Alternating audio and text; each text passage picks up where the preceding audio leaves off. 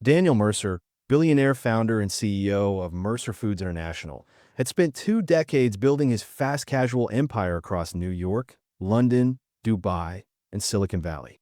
Investors praised him as a visionary. Analysts called him unstoppable. But in recent months, the unthinkable happened. Profits slipped, complaints soared, and employee turnover spiked. The board demanded answers. Competitors circled like sharks. Daniel knew what this meant. Either he regained control of his legacy, or his empire would be eaten alive. So he ditched the tailored suit, threw on a hoodie, and slipped into one of his busiest Manhattan branches, alone. If something was poisoning his company, he wanted to taste it personally. Inside, he was hit by a corporate nightmare. Sticky counters, overflowing trash, exhausted workers half running, half breaking. Customers complained loudly while staff tried to stay afloat. The energy was wrong, mechanical, joyless, corporate in the darkest sense. At the counter stood a young cashier named Emily Carter, shoulders hunched, voice tired beyond her years. When Daniel ordered a simple meal, she whispered under her breath, "Sorry, we're treated like machines here." The word stabbed deeper than any shareholder report. In the background, Jason Crowley, the store manager, leaned against the wall scrolling his phone, ignoring chaos as if he'd long accepted this disaster as normal. Daniel watched the cold food, the broken morale, the corporate decay he never saw from his skyscraper office. He realized he hadn't simply lost control of a branch. He had lost control of the culture he once fought to build. His board wanted an explanation. He had just found one. Daniel's wife, Rachel, had begged him for months to slow down, to spend more time with their daughter, who barely saw him between flights and quarterly earnings calls. But standing in that store, watching Emily crumble under stress, he understood exactly why he had sacrificed everything else. His company wasn't just a business. It was supposed to be his legacy, the one thing he wanted to pass down with pride. Yet now it had turned into something he didn't recognize. As he watched Emily juggle 2 stations alone, a customer snapped at her. Her hands shook, she dropped a bag of food, and the dining room froze. Instead of helping, Jason smirked and mocked her in front of everyone. It was the same corporate cruelty Daniel had fought his whole life to avoid becoming. He felt something in his chest tighten, anger, guilt, maybe both. He confronted Jason quietly at first, but the manager's arrogance ignited something Daniel had buried beneath years of board meetings and quarterly targets. When Jason demanded to know who the hell he thought he was, Daniel finally pulled out his ID. Daniel Mercer, CEO, founder, owner. The room went silent. Employees froze. Customers stared. Emily's eyes filled with disbelief. Jason's face drained of color. "You're fired," Daniel said. "Effective now." It was dramatic, cinematic, yet painfully real. He knew firing Jason wouldn't fix everything. It was step one in a long corporate war for the soul of his company. But at that moment, surrounded by shocked employees, Daniel silently promised himself he would not lose his legacy. Not again.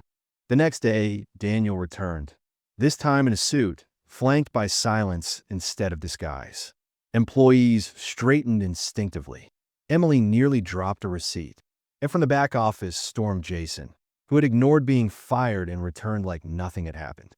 Corporate arrogance in human form. "You can't fire me," Jason sneered. "This store needs me. You need me." "No," Daniel replied. "This store needs leadership, not tyranny."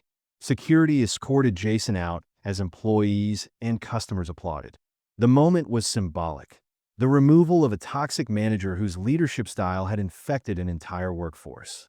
But Daniel wasn't here just to fire people.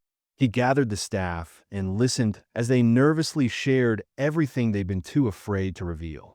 Understaffed kitchens, skip breaks, chaotic scheduling, retaliation for speaking up, fear baked into the culture. It hit Daniel harder than any hostile takeover threat. So he did what CEOs rarely do. He rolled up his sleeves and worked the line beside them. He flipped burgers, bagged meals, delivered orders. And as employees watched the billionaire CEO struggle with the POS system or fumble soda lids, something shifted. They laughed. They relaxed. They opened up. And Daniel learned exactly where his company's fractures began. That night, he announced sweeping changes. Mandatory breaks, stable schedules, higher wages, new hiring budgets, management retraining, and a direct anonymous employee feedback system that reported to him alone. Corporate manipulation had thrived in silence. Daniel was turning the lights back on, and the entire company felt the tremor. 1 month later, the Manhattan branch looked reborn. Employees smiled, customers lingered, and Emily, once overwhelmed, had been promoted to assistant manager. Luis, formerly drowning alone in the kitchen, now led a full team. But the change went far beyond one location. Daniel visited branches across New York, London, Silicon Valley, and Dubai without warning. Dozens of toxic managers were quietly removed. Policies were rewritten. New systems were launched. And for the first time in years, Mercer Foods International began to feel like the company Daniel originally built. Ambitious, human, purposeful. Sitting in a booth with a simple cup of coffee, Daniel watched Emily run the store with confidence he knew she never would have shown a month earlier. "You came back," she said with a grin. "I said I would," he replied. Luis leaned over. "So, are we the best store now, or what?" Daniel smirked. "Top 5. They groaned. They laughed. It sounded like a real team again. Before leaving, he told them something he wished someone had told him earlier in his career. If the culture ever slips again, if leadership ever stops respecting you, speak up. Don't wait for me to go undercover.